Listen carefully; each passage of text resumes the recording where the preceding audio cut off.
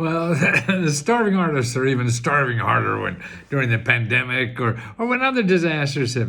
That's why there's a TV station, I think a radio too, out in California called KQED. If you go there, kqed.org, you'll see a listing of nonprofits and government offices that give grants to artists starting or continuing or whatever.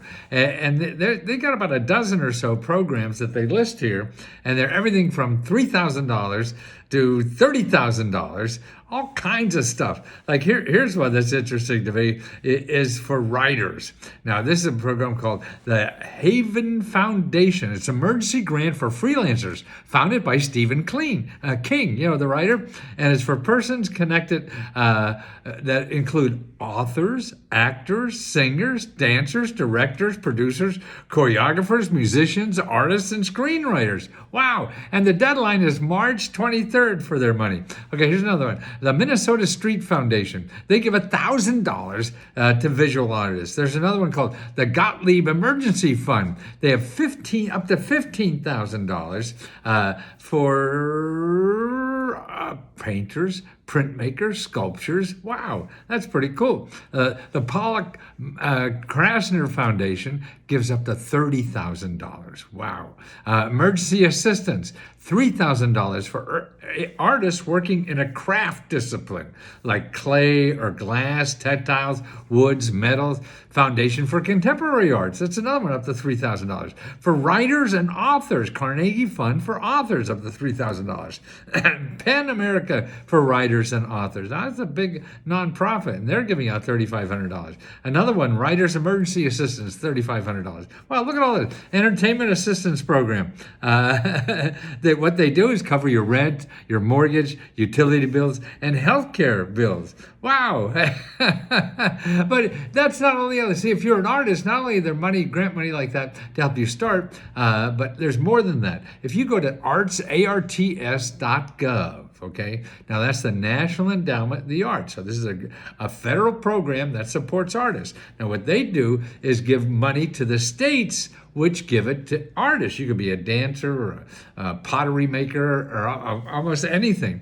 And if you go to arts.gov and you look for the local offices, so you're looking for their state offices. Now that's a way. Now there's another thing, the government not only gives you grants to work on your art, and they also have programs to get your art in schools, and you teach people and stuff like that. So many ways to make money like that.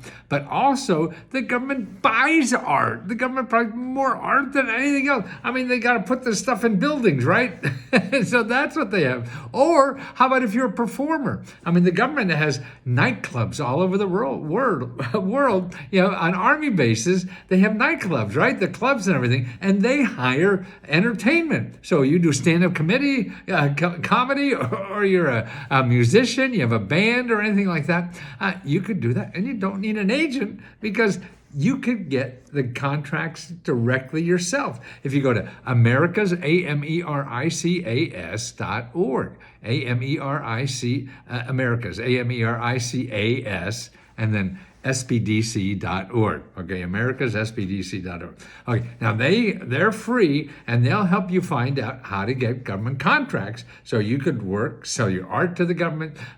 You could perform for the government. Maybe not the White House, but you'll be playing at nightclubs in Kentucky or something like that. Who knows? Or at our naval bases, you know, in Singapore. Now that's pretty cool. Yeah, stuff like that. You have to ask, and you don't need an agent and stuff like that. I mean, their job is to help you get those contracts. So remember, if you're an artist or an entrepreneur or whatever, yeah, there's a lot of free help from the government, a lot of money too, and it's money you don't have. Just think, if someone gave you $100,000 of contracts, you know, for the next 10 years, every year, man, you know, that's not a bad gig, is it?